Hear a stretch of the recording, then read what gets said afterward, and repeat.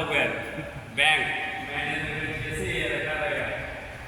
వాళ్ళకి ముగ్గురు పిల్లలు కూడా శోభన స్కూల్ నా స్టూడెంట్సే. ఆ ముగ్గురు కూడా గేమ్స్ అయితే వాళ్ళు కూడా గేమ్స్లో కూడా బాగా ఎంకరేజ్ చేశారు. వాళ్ళందరూ కూడా ఇద్దరు అబ్బాయిలు ఉన్నారు, ఒక అమ్మాయి ఏమో రాజు ఇండోర్ అని చెప్పి అధికారులు మేమంతా చిన్నగా పడేవాళ్ళు కానీ అవ్వలేదు. కానీ మనకు రాజులకి ఇండోర్ రాజులు ఇచ్చారు. రాజులు ఈ రకంగా కోరిక తీరింది మనకి. మరి వారికి మా అందరిలో కూడా ఒక మంచి ఇండోర్ ఇచ్చినందుకు థ్యాంక్స్ తెలియజేస్తూ వారిని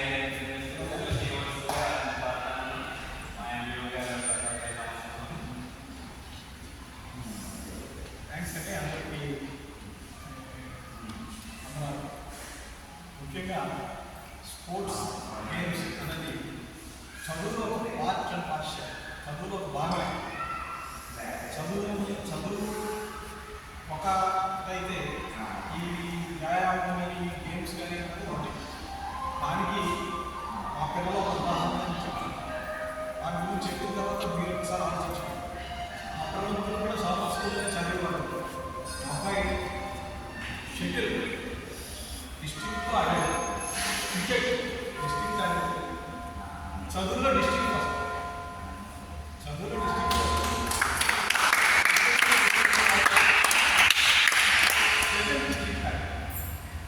అట్లా మనకి చదువే కొనాలి కదా, అలాగే ఆటలే కొనాలి. అన్నింటిలో మన ప్రతి కనిపించాలి. ప్రతి వాళ్ళు ఒక అబ్బాయి చూసాను, ఈ అబ్బాయి జస్ట్ ఒక 5 minutes గేమ్ చూశాను. ఎక్కడో కడగాలి, కడతో ఏదో ఫెసిలిటీస్ లేవు, ఆడుకోవడానికి చక్కగా కొట్టి లేకపోతే పోటీ లేవు. అయినా అతని నుంచి ఆట గురించి నేను అతను అక్కడే చూశాను. ఆటలో ఒక చదువులో భాగంగా చేసుకొని అలాగే ఆటలే కాకుండా చదువులో కూడా ఫస్ట్ వచ్చేందుకు ప్రయత్నం చేస్తే ఇప్పుడు మేము ఉన్నప్పుడైతే మాకు ఏ సౌకర్యం లేదు. మేము కూడా షెట్లు బ్యాడ్మింటన్ ఈ షెట్లు ఉండేది కాదు. బ్యాడ్మింటన్ని ఇక్కడ మేము కూడా డిస్ట్రిక్ట్కి సెలెక్ట్ అయ్యాం. కానీ మనం వేసుకున్నట్టు ఇప్పుడు బెచ్కే 11-12 ప్లేయర్ కానీ ఇప్పుడు ఆడించారు. బట్ డిస్ట్రిక్ట్ రిప్రజెంట్ చేసాం అనే ఒక ఉండేది. ఈ సర్టిఫికేట్ ఉన్నాయి, అప్పుడు ఎన్ని రకాల గేమ్స్ అన్ని సర్టిఫికేట్ ఉన్నాయి. అలాగే చదువులో ఫస్ట్ క్లాస్లోనే నేను చేయడం జరిగింది. మా తండ్రి గారి యొక్క పెద్దవాళ్ళుగా వాటిని బాగా అనుభవాలతో చెప్పారు. వాటిని మనం బాగా అయితే లేకపోతే బ్యాలెన్స్ చేసుకోవాలి.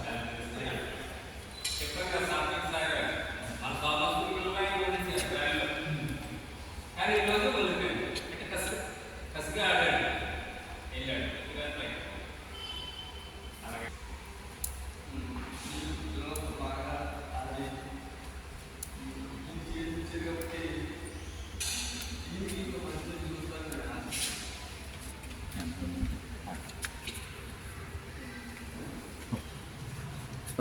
ఇంకా